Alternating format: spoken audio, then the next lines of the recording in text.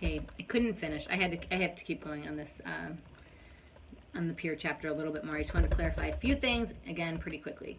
The other, it's again, I think kind of disheartening, but one of the common trends in cliques is that they're very homogenous. Even though they get better with over time, you know, if you think about a clique in like 7th and 8th grade or 9th grade compared with, you know, a senior or junior level clique, they're certainly much more equivalent and a little more heterogeneous. But a lot of times it has to do with, you know, very similar age, very similar race, even socioeconomic status. I mean, part of that might be related to where they live or the types of activities that they can afford to do or not afford to do. But it's kind of a sad statement of our affairs. And I think as teachers and educators or parents, you know, that's something we need to try to do. I mean, typically when we spend more time with people of different backgrounds, we tend to see that the differences are much less than we think and the similarities are much greater than we think. So, you know, I think putting individuals in contact and in groups or different ways of interacting with people that maybe they wouldn't typically seek interaction with, I think that's really powerful. The next slides are a little bit about some deviant peer groups. And so what this is just suggesting is basically, even though sometimes we think, like, if you kind of think in general, you might assume like, oh, those like kind of bad boys or like kind of girls who get in a little bit of trouble are popular sometimes, or they're a little bit on that scene. But typically, actually, there's pretty low tolerance for problem behaviors. Most of the time, kids who are on the straight and narrow, do not like to associate with deviant peers. And again, the more severe, the more extreme in terms of not really associating with kids who are into behaving effectively and behaving well. So what ends up happening is it's a little bit of a cyclical effect. So kids who maybe get into some trouble are only going to be accepted, not only, but are more likely to be accepted by kids who also engage in negative behaviors, right? So there's that kind of common issue, so that kind of adage of birds of a feather flock together. So that's happening. Also, then there's a tendency when kids have a lot of behavioral issues, there's some poor parenting that might go along with that. So less control over what they are doing with their peers, maybe less supervision, that kind of thing. And some of these behavioral issues like oppositionality, being resistant and averse to authority can be something that's kind of genetically loaded. So it's not surprising that sometimes the apple doesn't fall far from the tree with respect to maybe some deviant behavior. And I think this slide is kind of funny, and I never would have thought this in a million years as a kid, that kids who are popular are kids who have good social skills. It seems really lame.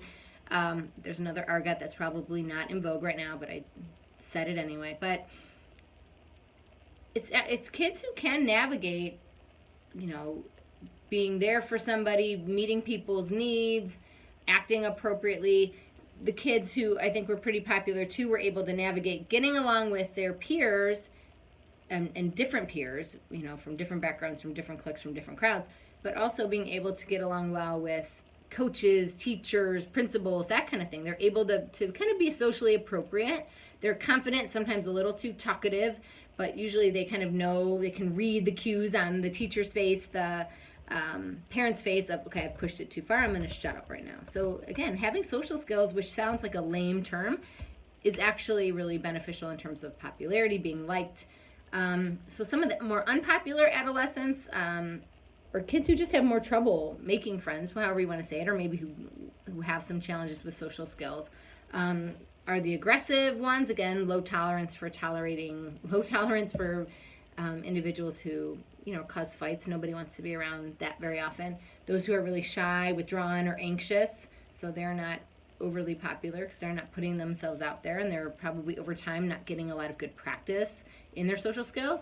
And then we have the aggressive, withdrawn, which is probably the most concerning characteristic for me. So being both kind of aggressive but kind of in a covert way. I tend to worry about those. I'm less worried about, say, when I work with kids who have behavioral problems, or conduct disorder is kind of the term. It's like the precursor in some ways to antisocial personality disorder in individuals under 18.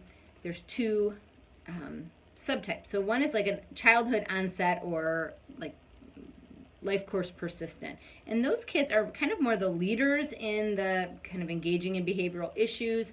And some of them are more likely to do it as like a lone wolf or on their own. The adolescent limited is more like mediated by peer pressure, and they're likely to engage in like acts of vandalism, crime, whatever, with someone else. So if you, not that either one is great, but if you think about if your kid was the one kid who did it on their own, who broke into cars in your neighborhood, just your kid, by him or herself, versus doing it in a group of 5 or 6 kids, not to say that either one makes you thrilled, but I think it does make me worry a little bit less when they're doing it with other people in a socialization. So being withdrawn is sometimes a little bit scarier with some aggression.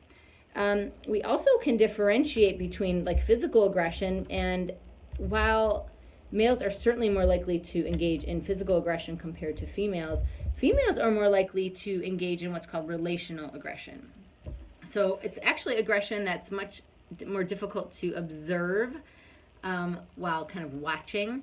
So they've done studies where they try to, like individuals will try to observe aggressive behavior, maybe from across the playground, across the whatever area that kids are hanging out in. They tend to see many more males engaging in like overtly physical aggression. When they start to like measure aggression based on like listening to what they say, maybe the participants are mic'd or you can hear what they're talking about, girls increase significantly. So girls are more likely to use like verbal or relational aggression. If you see the movie Mean Girls, that's basically a spoof on the idea of relational aggression.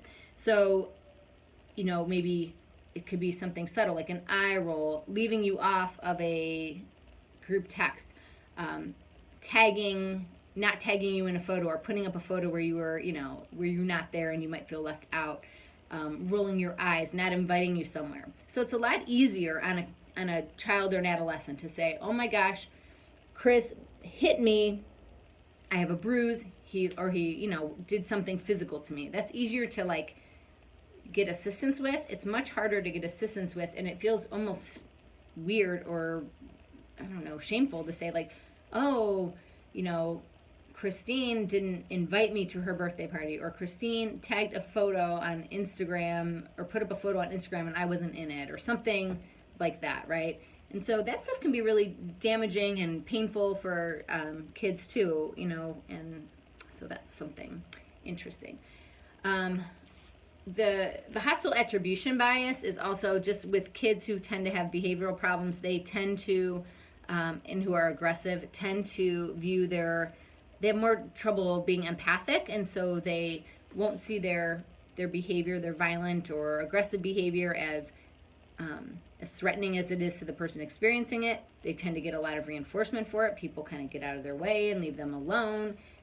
So that's kind of, they tend to perceive neutral actions as hostile. So someone might, like accidentally knock something off of their desk or something. They're going to take that neutral event like an accident and see it in a more hostile way.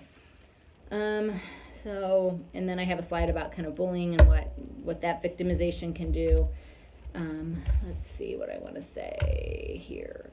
I told you about the peak of it, and I think we're done. Okay, bye.